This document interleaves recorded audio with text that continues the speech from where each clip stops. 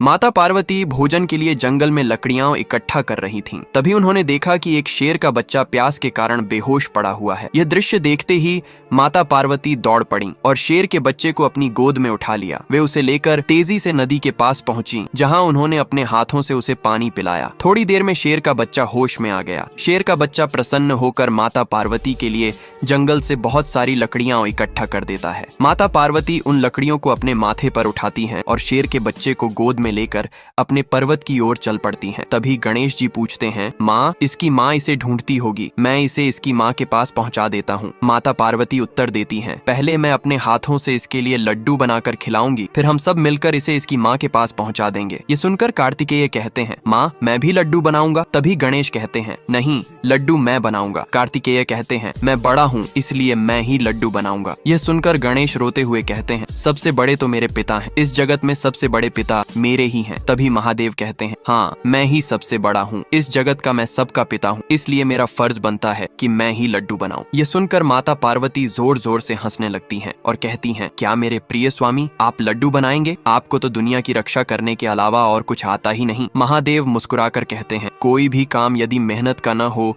तो उसे करना ही नहीं चाहिए, और मुझे तो वही काम पसंद है जिसमें कड़ी मेहनत हो। मैं यह करके दिखाऊंगा। माता पार्वती फिर हंसते हुए कहती हैं, ठीक है, मैं इंतजार करती हूँ, आप बनाइए। तभी महादेव एक बड़ी कड़ाही में एक बहुत बड़ा लड्डू बना देते हैं। उस विशाल लड्डू को देखकर माता पार्वती, गणेश, कार्तिकेय और शेर का बच्चा डर जाते हैं। महादेव कहते हैं, डरो मत, मैंने यह लड्डू अपनी मेहनत से बनाया है। गणेश कहते हैं, पिताजी, मैंने इतना बड़ा लड्डू कभी नहीं खाया, आपने मेरे लिए इतना बड़ा लड्डू बनाकर माँ से जीत हासिल कर ली। महादेव कहते हैं, बेटा, यह लड्डू तुम्हारे लिए है, मैं इस जगत का सबसे बड़ा पिता हूँ, इसलिए मैंने सबसे बड़ा लड्डू बनाया है। इसके बाद महादेव गणेश को उठाकर उस बड़े लड्डू के ऊपर बैठा देते हैं। जो छोटे छोटे लड्डू बने होते हैं वे कार्तिकेय और शेर के बच्चे को दे देते हैं। सभी आनंद पूर्वक लड्डू खाने लगते हैं। तभी माता पार्वती कहती हैं, मैं तो आपकी इस बड़ी लड्डू को देखकर हार ही गई। यह सुनकर सभी जोर जोर से हंसने लगते हैं। फिर भी नन्हा गणेश बोल रहे हैं, मेरे जगत पिता के लिए किसी ने लाइक और कमेंट नहीं किया है।